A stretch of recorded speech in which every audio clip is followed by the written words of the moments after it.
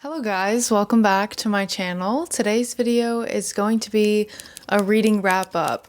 I was thinking about Olive. Olive's nail is stuck in my sweater.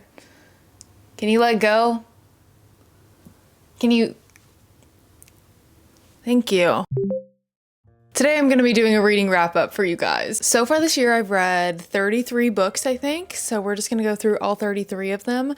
We're going to go through the physical books first, and then we'll jump into the ones that I either read through my library, on Libby, or on Kindle Unlimited. Are you leaving me? Wait, I'm actually kind of sad about that. Don't leave me. Okay, I see how it is. First up, we have The Winter People. I bought this book through Thrift Books this past winter. LOL, Winter People. Bought it during the winter. Bought it in December. This was not good. In my opinion, I kind of found it miserable. We are really starting off this video with a banger. I gave this 2 stars generously. I don't know how I finished it though. I think the only thing that I liked about this book was that it was set in Vermont. I think I also wiped this book from my memory because I'm trying to read the summary so I can tell you guys a little bit about it. And I don't even know how to sum it up for you because this has been wiped from my memory because that's how much of a bad time I had. We're about to do quite the jump because now I'm moving on to my favorite book that I have read this year, and it is Bury Our Bones in the Midnight Soil by V.E. Schwab. This book doesn't come out until the end of May or June. I think June 10th, but I also could be wrong and sometimes dates change. I got an art copy of this book and it was incredible.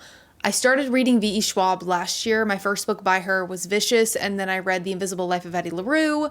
I also read 4 other of her books this year. I've just been really loving her writing a lot. And I don't know why it took me so long to come around to reading V.E. Schwab books. Her newest book is just toxic lesbian vampires. Just lesbian vampires being toxic as hell. It's written very similarly to her other books, which is what I really enjoyed because again, I'm loving her writing. It's a very character-driven book, and I definitely think if you've liked her others, specifically like The Invisible Life of Addie LaRue, then I think you will love this one. Right when you open the book, it says, "Bury my bones in the midnight soil, plant them shallow and water them deep, and in my place will grow a feral rose, soft red petals hiding sharp white teeth. Please, please, please add this book to your TBR. Please, please. I loved it so much." One Last Rainy Day. I read this book in a video. This was the book that follows up the Ravenhood series. So don't read this until you read the Ravenhood series because this follows a character in that series. I can't tell you anything about this one without spoiling like a very important detail from that series. So what I'm gonna say is I love Dom. I love Dom way too much. I loved seeing his side of the story and his perspective on things that we didn't get to see in the series. And this made me cry. And if I think about this book too much, I will start crying again. That's how much I love that man. And on the back of it says, "We love rainy days, don't we, baby?" I'm not even kidding. There are tears forming in the corners of my eyes right now. Please stop, please. Please, please, please. I read both An Ember in the Ashes and A Torch Against the Night, the first 2 books in the series by Sabaa Tahir. I read An Ember in the Ashes in a video that I just put out recently for you guys. This one. I honestly hadn't heard too much discussion about this book. As I was walking through Barnes & Noble in January, the book caught my eye and I was like, wow, that's a really beautiful cover and I like the edges of it. And I was like, oh, let me just get it. I don't know anything about this, but love the cover. After I bought it and I had mentioned that I bought it, all of a sudden I was getting all these TikToks of people being like, "This is the best fantasy series I've ever read. I love this series, blah, blah, blah, blah." Everybody just raving about how much they loved this series. I can agree so far. I'm 2.5 books in. I'm currently working my way through the 3rd book. Oh, I thought it was in here, but it's in the other room. Currently working my way through the 3rd book. It is just a very well-written fantasy series. It deals with the oppressed standing up to their oppressors, which we love. And specifically in An Ember in the Ashes, as I mentioned in that video, I liked how we were getting the perspective of Laya's point of view, who was a slave and kind of working alongside the resistance, and then Elias's point of view, who was a part of the Marshall Empire. So we got to get those perspectives on both sides, a person who is being oppressed by the empire and a person who is a part of the empire who doesn't agree with what they're doing. Before we continue with today's video, I do want to quickly thank the sponsor, which is Rocket Money. I talk about Rocket Money a bit on my YouTube channel because I have been a premium member, a loyal premium member for over a year now. I truly, truly love their app. I am currently in the process of trying to rebuild my savings after moving. Therefore, I'm trying to be even more mindful of the money that I'm spending, which is where Rocket Money comes into play. It is an all-in-one personal finance app that helps you cancel subscriptions, lower bills, and just overall manage your money better. With Rocket Money, you can create a customized budget in seconds. The app shows you where your money is going at all times, which is something I really love, and it identifies your top spending categories with insights on how you can stay within your budget better. Rocket Money also notifies you about upcoming charges you may have or when your balance is low in your account. Rocket Money has been the app I've been setting my budgets in for over a year now, and with me wanting to save a little bit more money, it's been nice to go into the app and kind of readjust everything very easily. If you want to try Rocket Money like me and to save more and spend less, you can go to rocketmoney.com/heather.mclarry or click the link in the description bar down below to get started with Rocket Money today for free. Thank you, Rocket Money, for sponsoring today's video, and let's get back into it. Next up, we have So Let Them Burn. I mentioned this book a couple times in my bookshelf tour video because I have 2 copies of this book. That was literally like last week. I said I wanted to do a reread of this because the second book recently came out and I didn't remember much from this first book because I read this about a year, maybe a little bit more than a year ago. I felt the same way about this book as I did the first time that I read it. It was so good up until the last few chapters. For some reason, the last few chapters had me a little confused. I was just having like a hard time visualizing what was happening and what was going on. I had that issue the first time that I read it, and the second time, maybe I'm the problem here. I need to go back and read the last few chapters again. Still gonna read the second book though, because up until then it was great. The thing I like the most about this fantasy book is it starts post-war, and then something new develops. Next we have Vengeful by V.E. Schwab. This is the book that comes after Vicious. Come to find out there's gonna be another book in this series. I thought it was just gonna be a duology. No, there's another one. She's writing another one, and I'm ecstatic. I love Victor. I love him so much. I love him so much. If you have not read a V.E. Schwab book before, I think reading Vicious, the book that comes before this one, is the perfect book to start with to jump into V.E. Schwab. The first one, as I've described it previously, if the 2 main characters in that book would have just kissed, everything would have been solved. There are these people in the real world that are called extraordinaries or EOs. And the difference between them and regular humans is they have these extraordinary powers. To get those extraordinary powers, they all have to be on the brink of death somehow and then brought back to life. And when they wake back up, they wake up with these insane powers. There are people in the real world though that think that regardless of if their powers are good or bad or being used for good or bad, they should not be alive. So there's people continually on a mission to kill off all these EOs. The thing I love the most though about this book, other than the fantasy elements, is the found family aspects in it. It warmed my heart in the first book and it warmed my heart in the second book. Ooh, moving on to a couple rereads that I did. Did a reread of Ninth House. We know how much I love this book. This is a Ninth House stan account. I need the 3rd book to come out so I can determine how I feel about the entire series. I need it. We don't even have an announcement or a date or anything. We don't know. We're just sitting here twiddling our thumbs, waiting for some sort of announcement about it. Honestly, I don't see it coming for us anytime soon. Dark academia books set at Yale. There are these underground societies at Yale that make the world work with like the weird magic that they do. We have our main character Alex and Darlington, who is missing. We find out he's missing at the very beginning of the book. They are part of the Lethe House, which is a house created to watch over these underground societies at Yale and to make sure that they don't go batshit crazy. Another reread I did, Twisted Lies. This book is the blueprint. This is the blueprint for like every dark, I wouldn't even consider this dark. He only kills like 1 person. Okay, 2 people. I wouldn't even consider this dark romance. It's nothing crazy in my opinion, but it technically is dark romance. Christian is the blueprint for every grumpy man. The age gap in this was done so wonderfully. It was like a tasteful age gap. Christian has been obsessed with Stella since he first laid eyes on her. And then she moves into his building. And then she can't afford to live in his building, so he lowers her rent. And then she really can't afford to live in his building, so he's like, you can water my plants for me and I'll lower your rent even more. This man can't let her go at all. He's obsessed with her, and we love that. The Shades of Magic series. I started the series in January. I actually read A Darker Shade of Magic twice because I loved it so much. And then I finished the second two, and I already want to reread book 2 and 3 because they were so freaking good. This is now one of my top fantasy series. More books by V.E. Schwab. V.E. Schwab, so far you can do no wrong. So far in every single book that I've read from you, you have done no wrong. The characters in this series were just so lovable. The world that this was set in, so incredible. I loved that there were different Londons on top of each other, and only a few people could travel in between the Londons, and some people didn't even know there were other Londons. You see how he's jumping from Black London to Red London? That's what he does in the book. Another reread, Underlock. The first time that I read this book, I gave it 3.5 stars. The second time that I read this book, I think I gave it 5 stars. That was so rude of me to rank it so low. This is a Mariana Zapata book. What the f was I doing? This is a slow burn romance set at a tattoo shop. Iris ends up getting a job at this tattoo shop where she works under Dex, who's the owner. And we love him. We love him so much. She's like desperate for work. And so she starts working there and she hates it. And Dex is an asshole. An asshole. She even tries to quit a few times and he's like, no. Which is definitely against like HR or like company policy or something. Not company policy, but you could probably report his ass for the way he responded every time she tried to quit. She's like, I'm quitting. I don't want to work here. And he's like, no. Babe, you're not. Babe! Oh, he said babe so much. This was the fastest burn out of any Mariana Zapata books though. I will say. I think they kiss 55% through. Maybe a little less than that. Which is wild considering most couples in Mariana Zapata books don't even be making eye contact till 70% through. Just kidding, that's a joke, but not really at the same time. Next we have Bloodmarked. I cannot tell you anything about this book because I can't remember anything about this book. And you're like, Heather, what the fuck?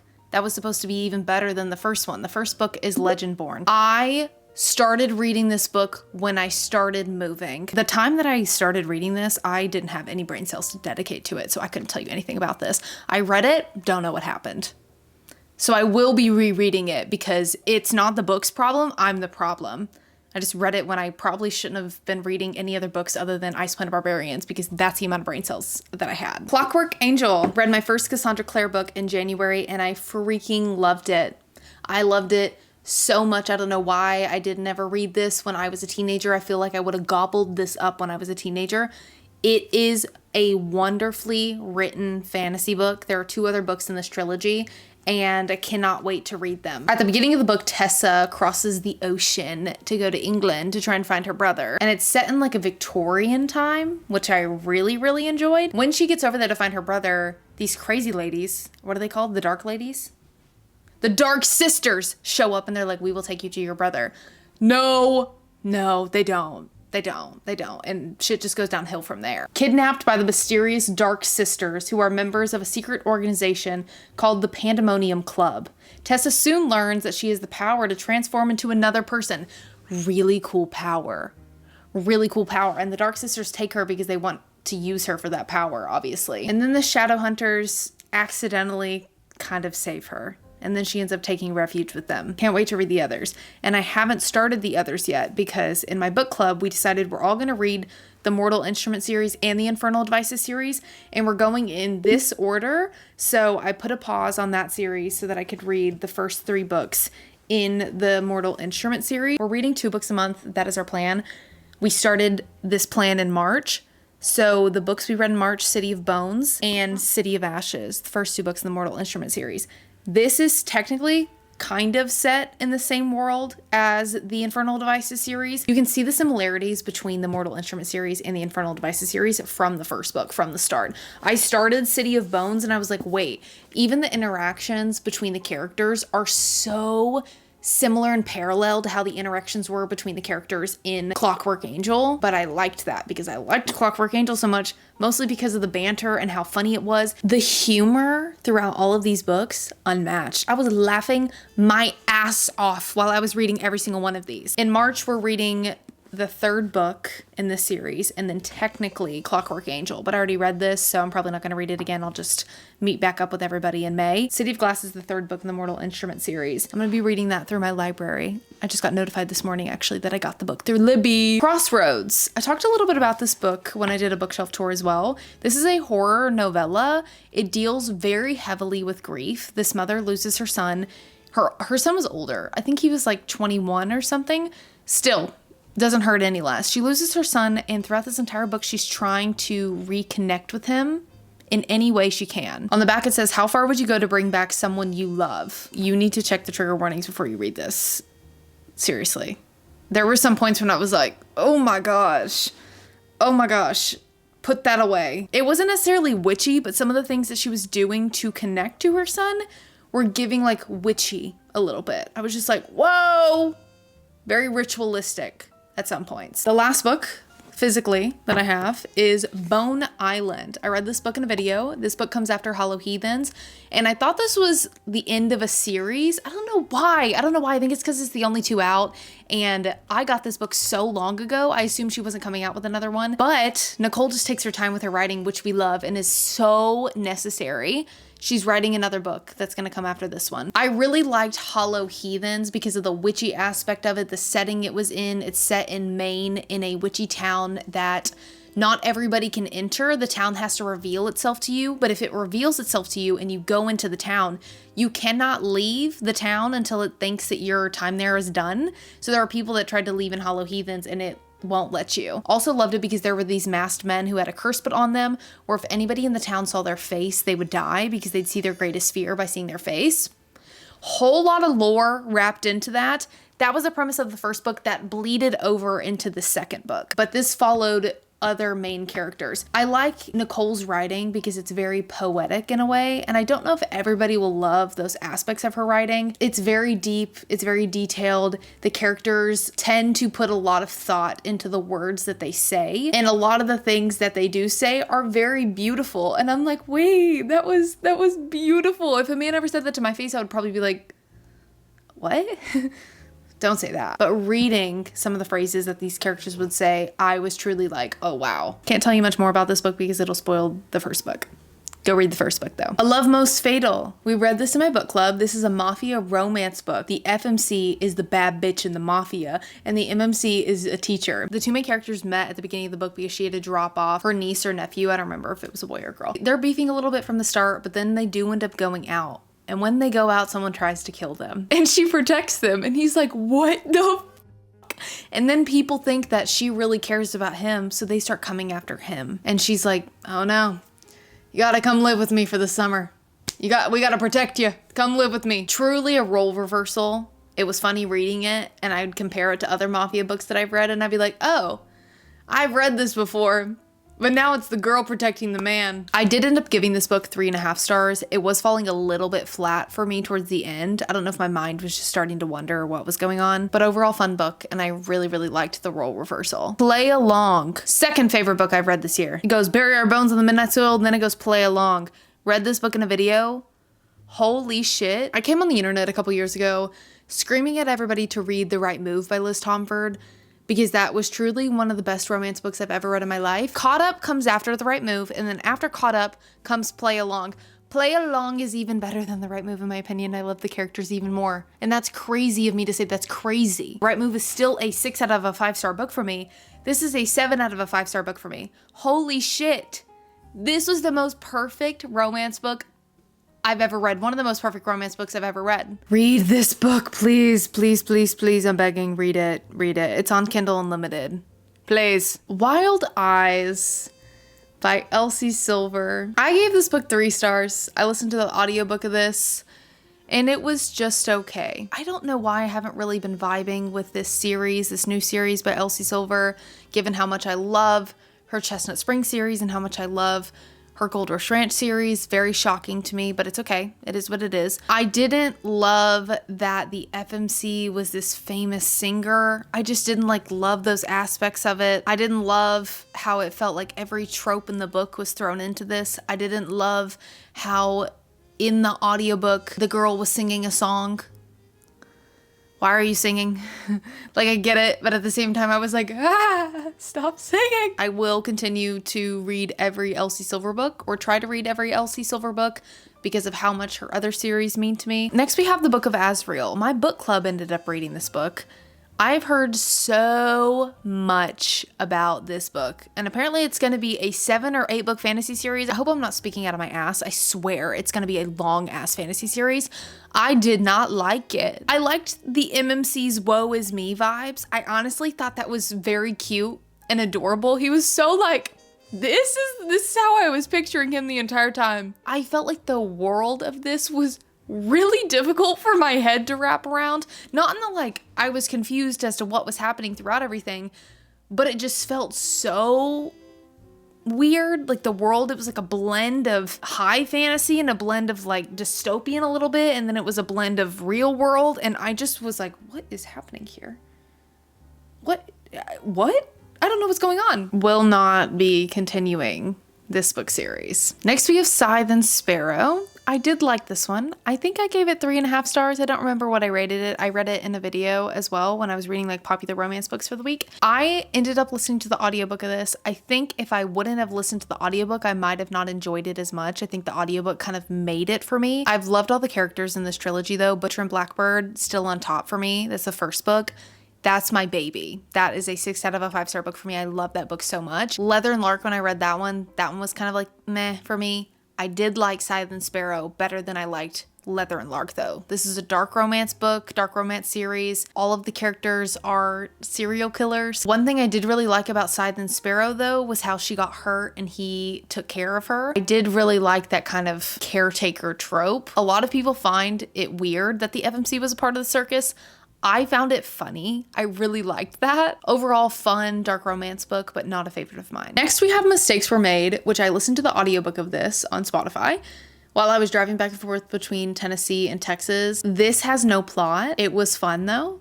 I gave it 3.5 stars. It was just like a giggly romance book with literally no plot. And at the time, I was brain dead from driving. I needed that. Aaron and Cassie are the two FMCs. At the beginning of the book, they have a one-night stand. And then Cassie finds out the next morning, oh my God, I had a one-night stand with my friend's mom. I've never read a sapphic book before where it was like best friend's mom trope, but I thought it was so well done. The only conflict is exactly what you think it would be. Oh my God, I'm sleeping with my friend's mom. Oh my God, I'm in love with my friend's mom.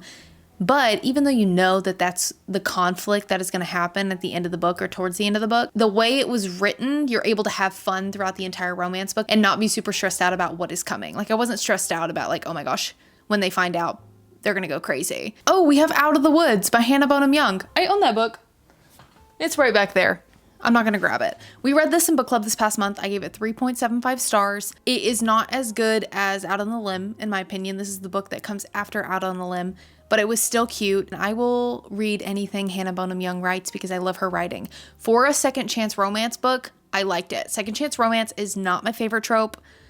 And it's definitely not my favorite trope when the characters are already married and they're trying to like re-spark their marriage. Anna did a really good job of writing a book with tropes that I don't really love. Sarah and Caleb have been together forever, for so long. Caleb doesn't think they have any problems, and Sarah doesn't think they have huge problems. She just doesn't really know who she is outside of their marriage. They were high school sweethearts. They got married shortly after. She doesn't know her identity without Caleb, and that's really where the issues between them funnel from. The book just follows them dealing with their marriage, trying to communicate properly. Not a favorite of mine, but I did still really, really enjoy it. And I love Hannah Bonam Young. And I actually just got her newest book on NetGalley. People watching? Prepare to be sick of me. War of Hearts and Kiss of Vengeance. Why am I saying the wrong title? I was looking at the book in Goodreads. Why am I saying Kiss of Vengeance? It's not Kiss of Vengeance. I'm probably going to say it accidentally. Kiss of Vengeance a few more times. It's Kiss of Fate. Where the hell did I get vengeance from? This is what happens when I film for a while about books. My thoughts get all jumbled. It's not Kiss of Vengeance, everybody. It's Kiss of Fate. I read both of these books. These are the first 2 books in, I think it's called the True Immortality series. War of Hearts, 4 out of a 5-star book. Honestly, maybe even 5 stars. This was so good. Kiss of Vengeance, 3.5 stars. The world that this series is set in reminds me a lot of the magical world in True Bloods, the way the Fae, the werewolves, the vampires interact gave me very much True Blood vibes. In War of Hearts, the MMC is a werewolf. He's an alpha werewolf, 6'6", Scottish, blah, blah, blah, blah, hot as I know. I feel like I've talked about him so much in the past month.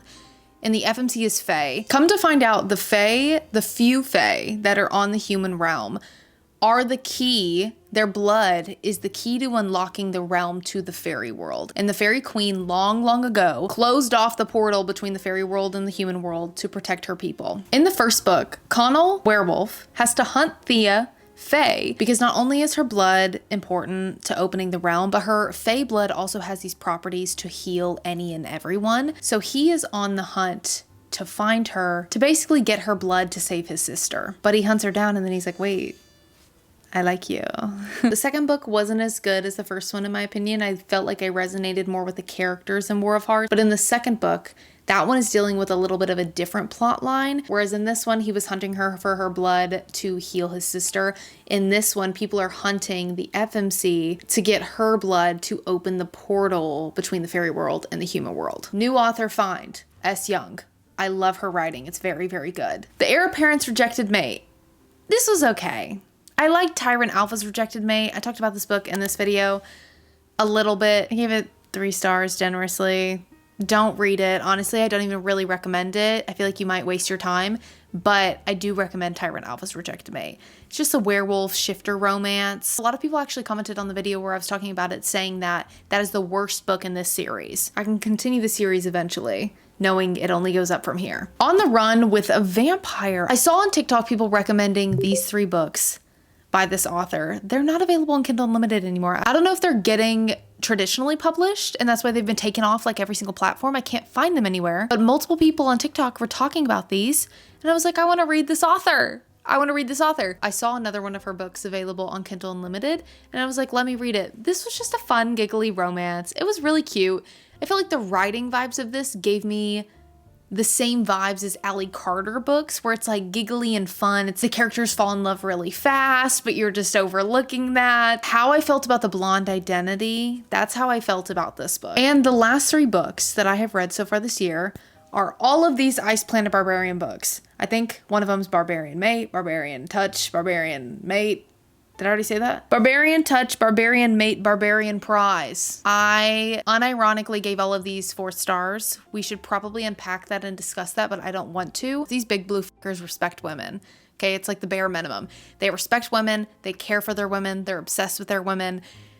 And it is so fun to read about. So fun to read about. I love them with my entire heart. Barbarian Prize, which is the 5th book of the Ice Planet Barbarian series, I think is now my favorite. It was so good. Also, these are short and sweet. And I read these in an entire weekend. And now I'm caught up to my reading goal. I actually think I'm ahead of my reading goal now. 2 books ahead of schedule. Ruby Dixon, you know what you're doing. And as I said on TikTok, how the fuck am I supposed to get back on Hinge when I'm dreaming about this big blue guy? How the fuck am I supposed to go swipe right and left when this is the love of my life? No, actually, Ruby Dixon, how do I go back? What have you done to me? Thank you guys so much for watching today's reading wrap-up video. Let me know what your favorite book has been so far this year, and I will see you guys next week.